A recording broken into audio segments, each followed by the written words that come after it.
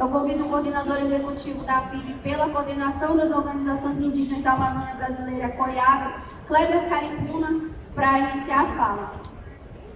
Obrigado, Samela.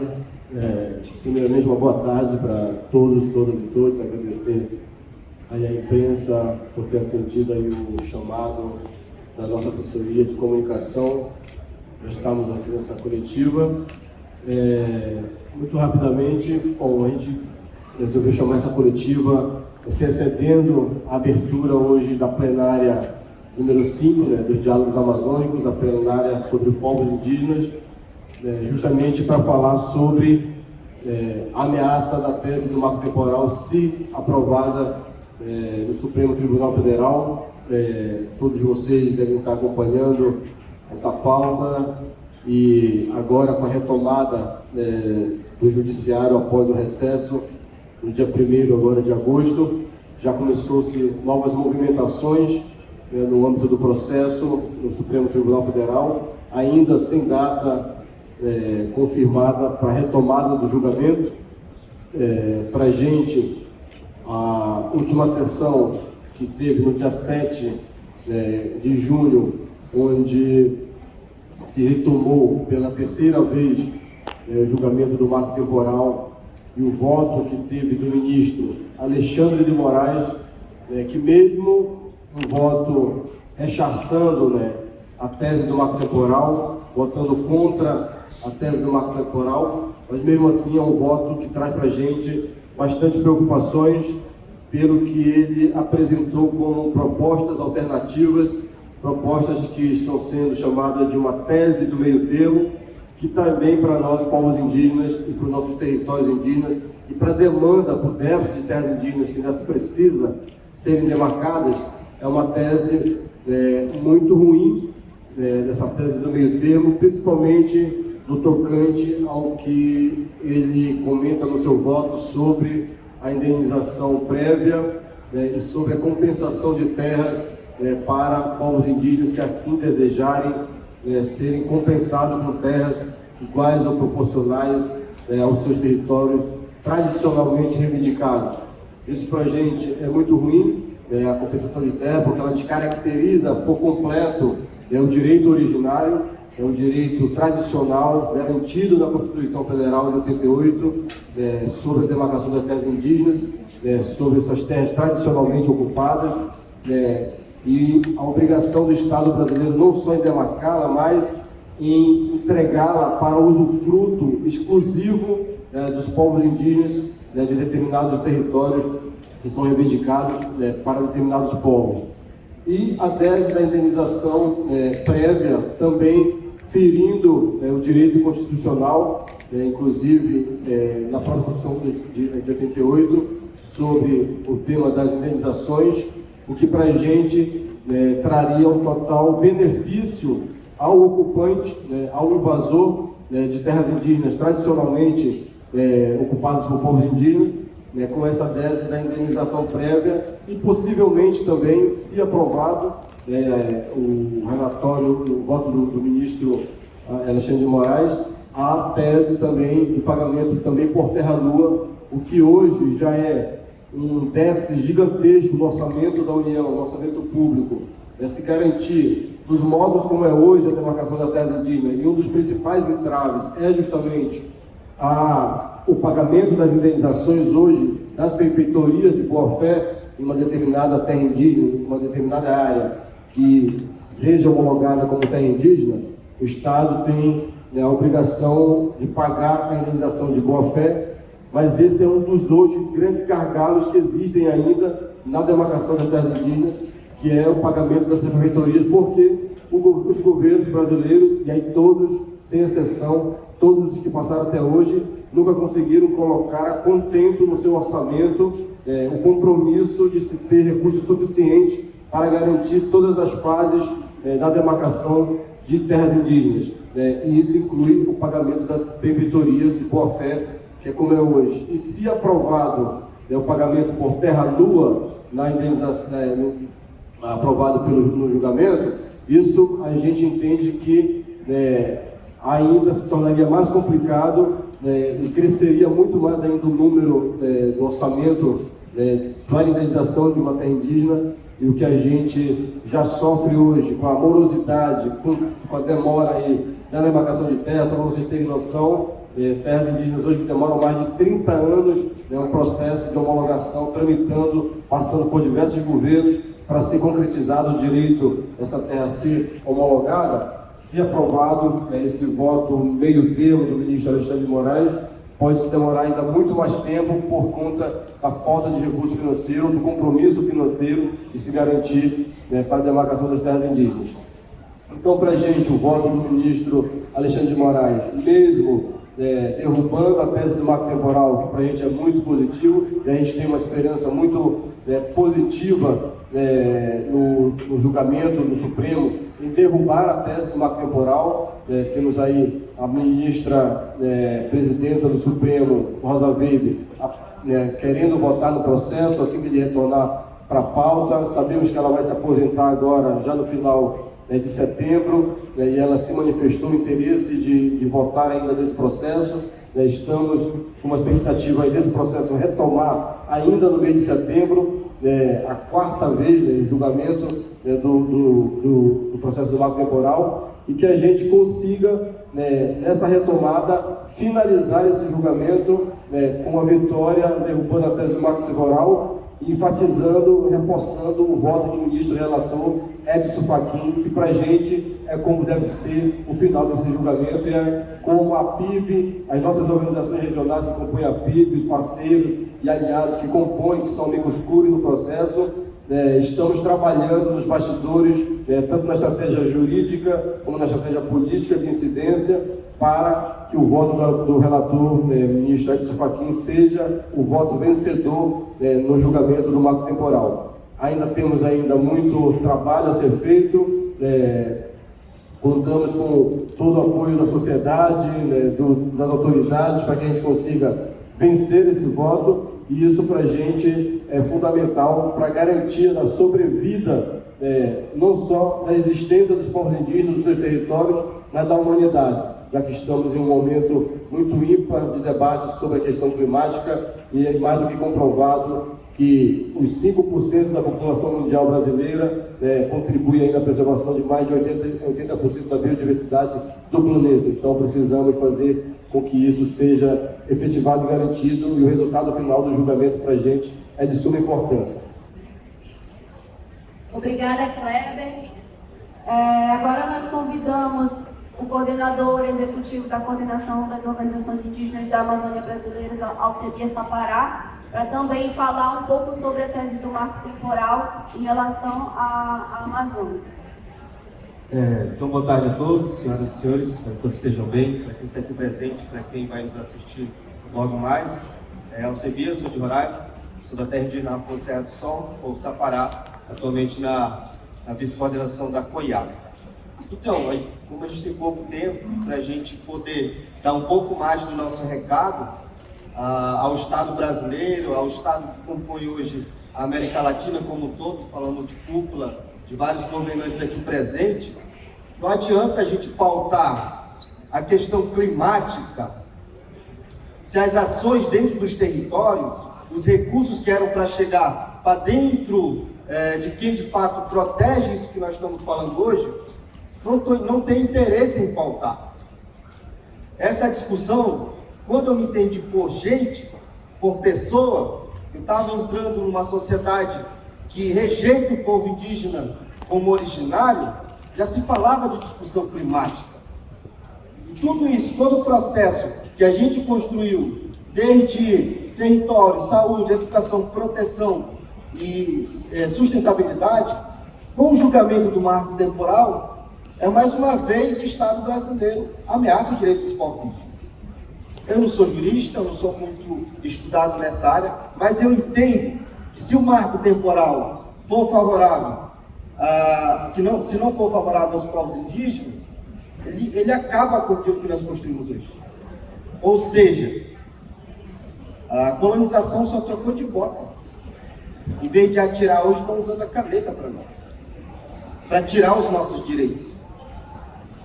O povo indígena no Brasil e em outros estados que compõem a América aqui do Sul, a bacia amazônica, somos vistos como o terceiro estado brasileiro, para nós. Mas de onde é que tem as fontes mais ricas aí de água saudável? Onde é que estão localizadas as matas principais? A fauna, a flora? Dentro dos territórios. E para a sociedade não indígena, território para nós não é só terra. Há uma ligação além de que terra, de que caçar, de que pescar. É uma questão espiritual que a sociedade não indígena nunca vai entender. Vai além daquilo que vocês veem. Vai além do rio, vai além da mata, vai além da serra. Vai além de tudo isso. A ciência, a matemática, a física não conseguiria explicar isso. Porque é uma essência nossa.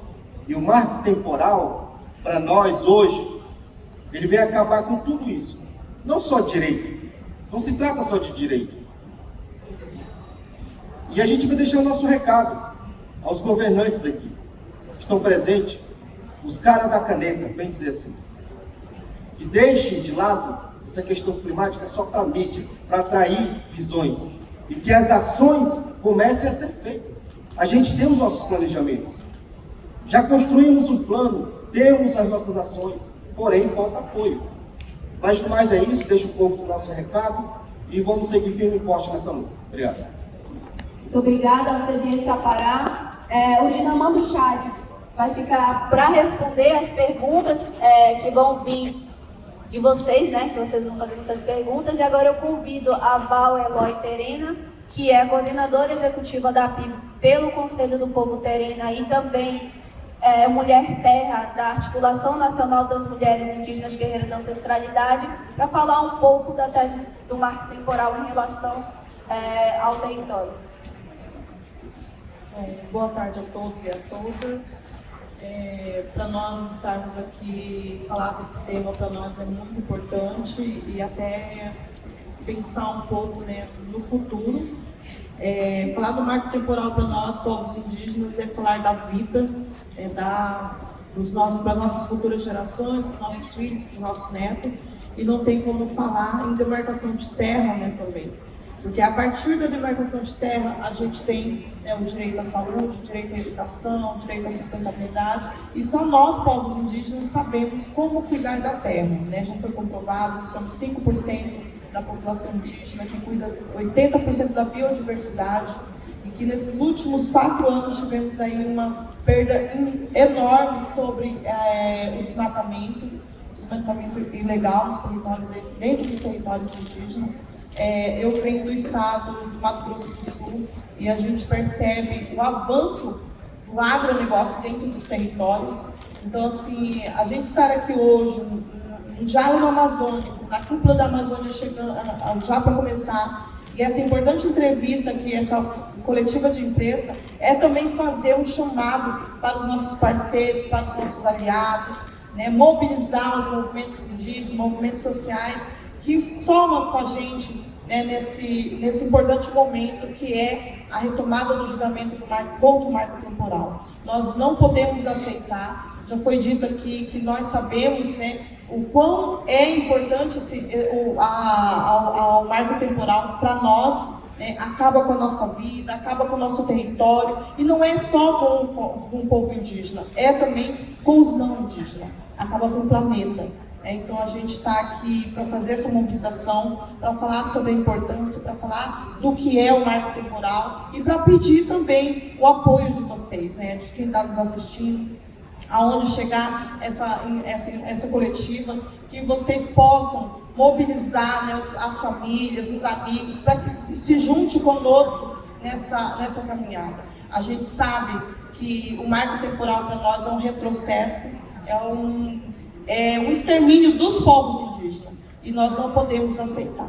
Nós temos que seguir em frente, temos que ir juntos, sim, temos que falar não ao marco temporal e demarcação já, porque chega do derramamento de sangue dentro dos territórios, chega de ver os nossos parentes tombando por defender os nossos territórios. Nós não podemos mais aceitar isso. nós queremos ter vida, nós queremos dar a vida, nós queremos garantir o futuro dos nossos filhos, o futuro da nossa geração, para que nós possamos viver bem e também dar um modo de vida o tradicional, o ancestral, garantir isso para a nossa futura geração. Então, assim, estar aqui hoje, né, dando essa entrevista, participando desse diálogo amazônico e trazendo em pauta também um marco temporal, para nós é de suma importância. Tá bom? Acho que é isso. Obrigada. Obrigada, Val Eloy. Agora nós abrimos para as perguntas e para a gente direcionar, a gente vai escrever, né? E pedimos que vocês direcionem as perguntas para a liderança e também se apresentem. Eu sou de tal coletivo, eu sou de tal jornal, e direcione as perguntas. Ali nós temos o primeiro inscrito, a Karina está ajudando na entrega do microfone. Obrigado pela entrevista. Eu sou Rafael Garcia, do Jornal o Globo. Eu queria saber de vocês a expectativa que vocês têm para que entre na declaração final da Cultura da Amazônia alguma menção à importância dos povos indígenas, dos povos tradicionais para a proteção do bioma. E se vocês acreditam que essa menção, não sei se pode entrar alguma coisa no sentido de um compromisso ou o reconhecimento da importância de reconhecer os territórios indígenas, se isso não poderia ajudar até indiretamente com uma mensagem política para o julgamento do marco temporal. Não sei se vocês já conversaram com a ministra Sônia, se vocês sabem, por intermédio dela, o que pode entrar nessa declaração. E uma segunda pergunta também, queria saber se, apesar de todo esse momento, toda essa dificuldade que vocês estão enfrentando agora com essa retomada do julgamento, se isso não pode, se vocês não podem fazer valer uma coisa que vocês têm agora, que vocês não tiveram em outros momentos, que é uma representação mais direta dentro do governo com a ministra com a ministra Sônia e Joênia na presidência do FUNAI.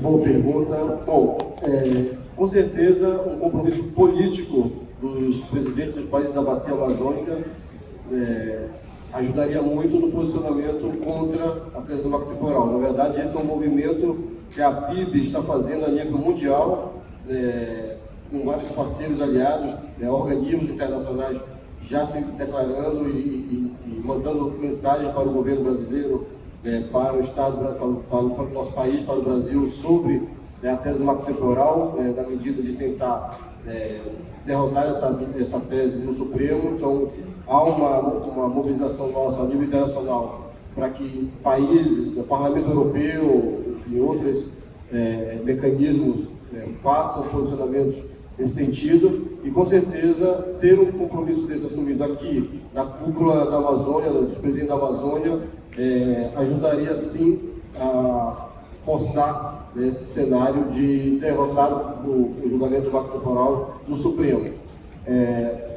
Quanto à declaração, a gente está com uma expectativa positiva, não dá para pensar que nós estamos numa discussão de retomada, o próprio Brasil retomando um protagonismo mundial que tinha anteriormente, nos últimos 4 anos principalmente, perdeu esse protagonismo sobre comandar uma discussão sobre a pauta ambiental, a pauta climática, e agora nesse novo governo retomando esse protagonismo, com o presidente Lula passando em todos os países, fazendo acordos e diálogos para voltar esse protagonismo no Brasil. Não adianta ter todo esse protagonismo e aqui a gente não ter nenhuma linha, nenhuma palavra escrita desses compromissos numa declaração dos presidentes dos países da Bacia Amazônica.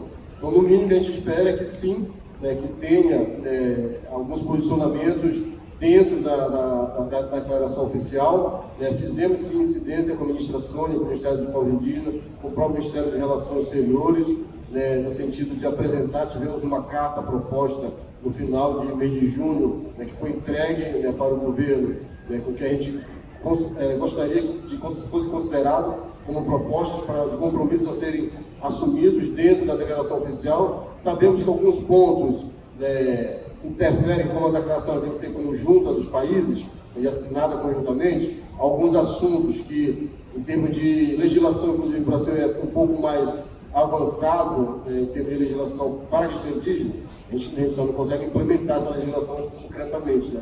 Mas é mais um pouco avançado em relação a outros países. Alguns temas, né, são divergentes entre alguns países, por exemplo, a Convenção 69, né, que é um dos pontos que a gente colocou, da garantia do direito à consulta, né, do respeito à participação dos povos.